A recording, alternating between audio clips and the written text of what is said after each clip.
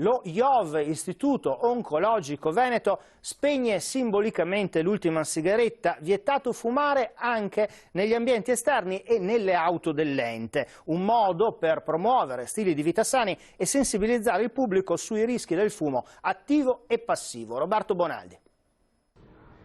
Vietato fumare anche all'aperto, compresa la sigaretta elettronica. L'avviso in tutte le sedi dello IOV è l'effetto del nuovo regolamento che si applica a chiunque frequenti le strutture.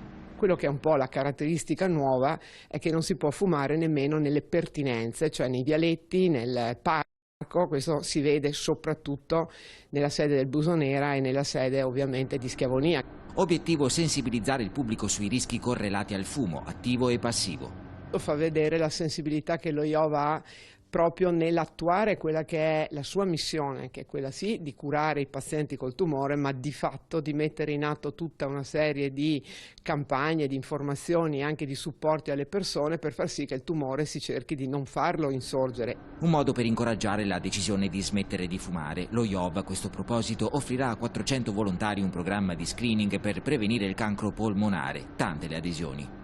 I requisiti sono appunto avere tra i 55 e i 75 anni, essere grandi fumatori da 10 anni con più di 2 pacchetti al giorno, oppure di aver smesso, ma negli anni precedenti essere stati grandi fumatori.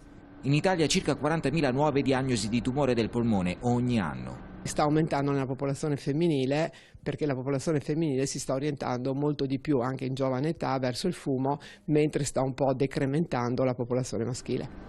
La salute dunque passa anche attraverso il divieto. Per i trasgressori sanzioni da 27,50 a 275 euro, promemoria per chi ancora cede alla sigaretta. La 79esima mostra del cinema